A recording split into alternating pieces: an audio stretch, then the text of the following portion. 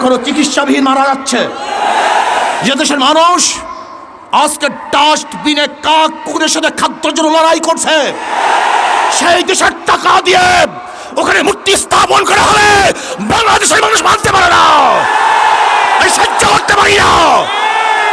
এদেশ কার বাবার দেশ নয়, এদেশ কার দাদার দেশ নয়। আমাদের টাকা দিয়ে মূর্তি স্থাপন করতে দেওয়া হবে না।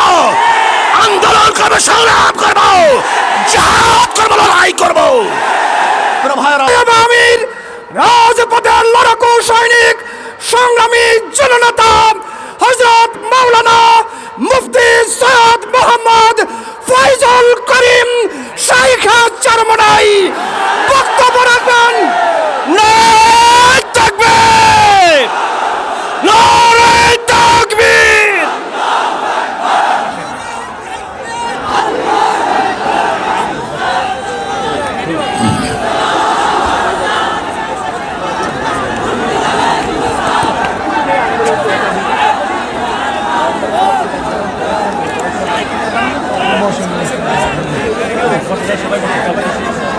نحمد ونصلي على رسوله الكريم أما بعد فأعوذ بالله من الشيطان الرجيم بسم الله الرحمن الرحيم إن الدين عند الله الإسلام درشد اللهم صل على سيدنا ونبينا وشفيعنا وحبيبنا مولانا محمد صلى الله عليه وعلى آله وأصحابه وبارك وسلم আজকে মজলিসের উলামায়ে কেরাম, সর্বস্তরের তৌহিদের জনতা, আমরা এখানে কেন এসেছি? ভাস্কর্যর নামে যে মূর্তি স্থাপনের চক্রান্ত চলতেছে, আমরা তৌহিদি জনঐক্যবদ্ধভাবে সেই চক্রান্তকে রুখে দেব। আমরা সেখানে মূর্তি হতে দেব না। এই ব্যাপারে আমরা সবাই একমত। আমরা কারা কারা একমত, দুই হাত তুলব। প্রশাসনকে বলবো, আপনারা দেখেন, এটা একটা সমর্থন, এটা একটা সমর্থন। আমরা কেউ ওখানে মূর্তি হতে দেব না। হাত নামাই। দেখেন, যদি মাস পিপুলের ভোট অনুযায়ী সরকার গঠন হতে পারে, তাই মাস পিপুলের রায় অনুযায়ী সিদ্ধান্ত কেন হবে না? মাস পিপুল রায় দিয়েছে ওখানে মূর্তি হবে না। যদি আমাদের গাজী সাহেব বলেছিলেন, রিক্সাওয়ালাদের মাথার ঘাম পায়ে ফেলা টাকা দিয়ে আমরা অযথা কোনো কাজ করতে চাই না। যে দেশের মানুষ এখনো খোলা আকাশের নিচে ঘুমাচ্ছে, যে দেশের মানুষ এখনো বস্ত্রহীন চলছে, যে দেশের মানুষ এত জন্য লড়াই করছে, সেই দেশের টাকা দিয়ে ওখানে মূর্তি স্থাপন করা হলে বাংলাদেশের মানুষ মানতে পারে না, সহ্য করতে পারি না। এদেশ কার বাবার দেশ নয়, এদেশ কার দাদার দেশ নয়। আমাদের টাকা দিয়ে মূর্তি স্থাপন করতে দেওয়া হবে না। আন্দোলন করবো, সংগ্রাম করবো, জিহাদ করবো, লড়াই করবো। ভাইয়েরা আমার, কথাবার্তা ক্লিয়ার। যদি আপনি মূর্তি স্থাপন করতে চান, মূর্তি স্থাপনের জায়গা আছে, মন্দির, সেখানে মূর্তি স্থাপন করেন। 1000 মূর্তি স্থাপন করেন, কিন্তু বাংলাদেশের 92% মুসলমানদের ভূমিতে কোন মূর্তি চলবে না, চলতে হবে না। রক্ত দিতে চাই না, যদি দেয়া শুরু করি বন্ধ করব না। রক্ত দিতে চাই না, দেয়া শুরু করলে রক্ত বন্ধ হয় না। মুসলমানের রক্ত কেউ বন্ধ করতে পারে নাই।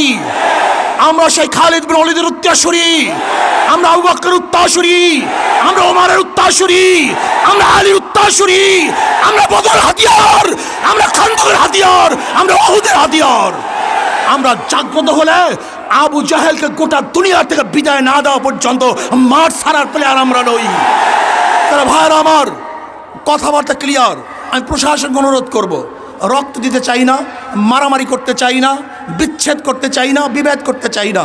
শুধু চাই শেখ সাহেবের রুহের মাগফিরাতের জন্য এমন এক ব্যবস্থা করা হোক, সুন্দর একটা কাজ করা হোক, কিয়ামত পর্যন্ত মানুষ তার জন্য দোয়া করবে।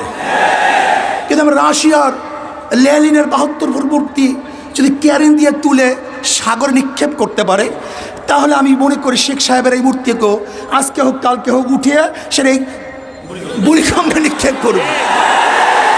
তখন লজ্জিত হবেন, অপমানিত হবেন। আমরা শেখ সাহেবকে আহ্বান করতে চাই না, তাকে লজ্জিত করতে চাই না। তার মাথার মধ্যে পাখিতে কাকে পায়খানা করবে তা আমরা দেখতে চাই না। কোন জায়গায় মূর্তি স্থাপন করতে চান? দুই পাশে মসজিদ, ডানেও মসজিদ বামেও মসজিদ।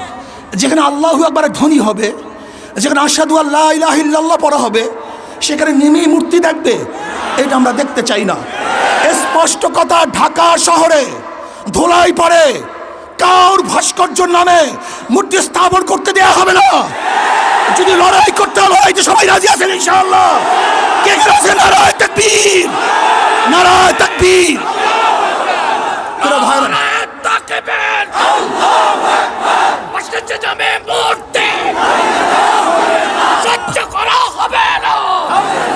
যদি আপনি বন্ধ করেন, কোনো কর্মসূচি থাকবে না। এই পর্যন্ত আমাদের কর্মসূচি। আপনার কাজের উপরে ভবিষ্যৎ কর্মসূচি নির্বাচন করবে, নির্ধারিত হবে। যদি মূর্তি স্থাপন করার চেষ্টা করেন, এমন ঢেউ দেওয়া হবে। এইটা তো মাত্র 1 নম্বর সিগন্যাল, 2 নম্বর বাকি হয়ে গেছে, 10 নম্বর বাকি। মহাবিপর্যয় কথা বাকি আছে। এমন টর্নেডো সৃষ্টি হবে, ভেঙে তছনছ হয়ে যাবে ইনশাআল্লাহ।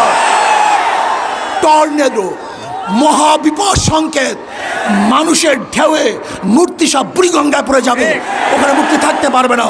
কাজে আল্লাহ পাক আমাকে এবং আমাদের সবাইকে এই মূর্তি বিরোধী আন্দোলনে অংশগ্রহণ করার তৌফিক দান করুন।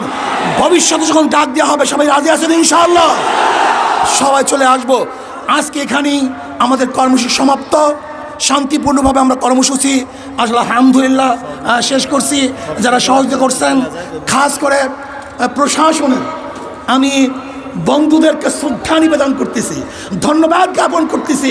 আপনারা ভালো কাজে এইভাবে সহযোগিতা করবেন, আমরাও ভালো কাজে আপনাদের পাশে থাকবো। আল্লাহুম্মা আমিন।